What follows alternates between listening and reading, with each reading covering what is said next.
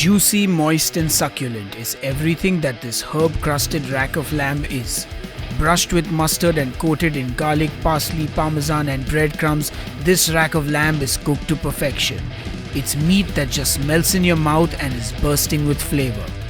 Horns up and welcome to a brand new episode of Headbanger's Kitchen. Folks, today we are making herb-crusted lamb rack. And I've got a confession to make. I've never cooked lamb rack in my life. Because I live in India where we get goat meat, which we call mutton, but we don't get lamb or sheep as most of you know it. So today I'm going to be cooking that up. I've had a lamb rack from New Zealand sitting in my freezer for a while and I said, you know what, let's make this today. So anyway, enough jibber jabber, let's get cooking.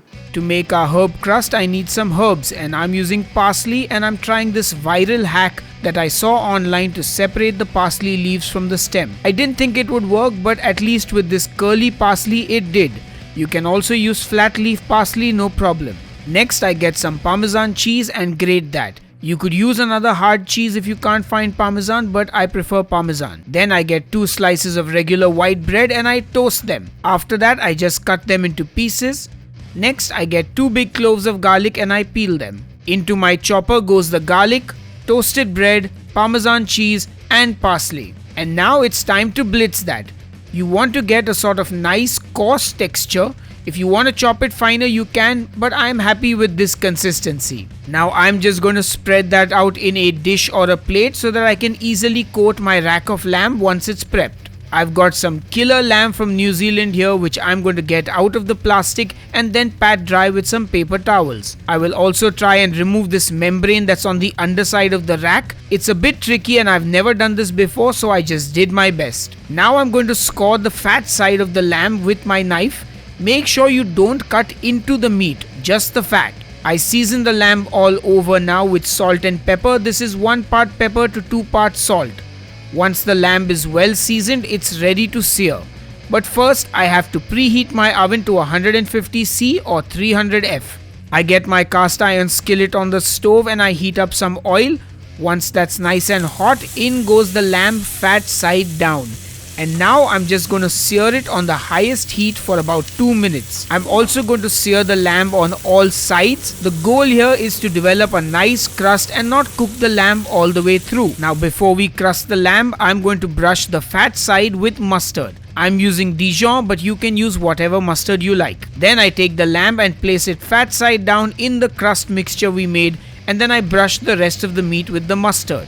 Now I pick up that lamb and get it nicely crusted on all sides with our mixture. For perfect cooking, I suggest you invest in a probe thermometer like the one I've got from IKEA, or you can buy an instant read one like this. Either is fine, but it ensures that your meat is cooked perfectly. I insert the probe into the lamb and I set the temperature to 60°C or 140°F for the perfect medium cook. Then into the oven goes my lamb. Once the lamb hits 60°C on the thermometer, it starts to beep and it's time to get the lamb out of the oven. And now you just want to let it rest for about 10 minutes before you cut into it. After the lamb is well rested, it's time to slice. And OMG, that is some perfectly cooked and succulent looking lamb. It's moist and dripping with juices. You can carve up your rack of lamb any way you like and then serve it. Oh my god. Honestly, this doesn't need a sauce or anything. You can just chow down. It's going to be delicious either way. Anyway, enough jibber jabber, time to taste. Alright folks, it's time to taste that very decadent looking lamb. And look who's joined me. It's my dad, Mickey Makija. I mean, he said last time that he doesn't get invited enough. So dad, welcome back. Back to back, 2 shoots in a row. This is amazing. And look at this. Can't believe I'm going to chomp into this now. Yeah, so let's not waste any time. Let's dig into the lamb because I already took a bite earlier. Oh my god. This is New Zealand, you said? New Zealand lamb. In India. I cannot get over how tender it is. Seriously. I feel like I'm eating filet mignon. It's medium, right? Yeah, medium. Wow. And even that crust. Do you like the crust? Thin layer of fat that's there, no? What about my crust that I made? Let me get to it. You ate it? Now I got the crust. The Parmesan, breadcrumb, garlic crust. Not to take anything away from the taste, it's a little high in sodium, the crust.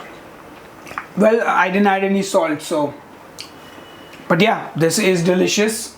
It is, guys, it is seriously delicious. I guess we have nothing else to say. Does this get the horns up? Yeah, horns up, everything. Let's shoot fast so that then I can put both my hands onto it and then go for it. Alright, so my dad has given this the horns up, and I hope you guys are going to try making this. Can you believe this is... Sorry about that. Anyway, my dad has given this the horns up, and I hope you guys are going to try making this. Can you believe this is the first time I've ever cooked New Zealand lamb rack? Or any lamb rack for that matter. You're there.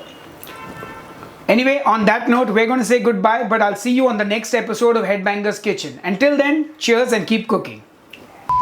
A big thank you to all my supporters on Patreon and here on the YouTube channel memberships. You guys make these videos possible, and you know what? If you would like to support me on Patreon, the link is in the video description box just below this video. And if you want to join the YouTube channel memberships, click the join button below this video. Anyway, that's enough jibber jabber.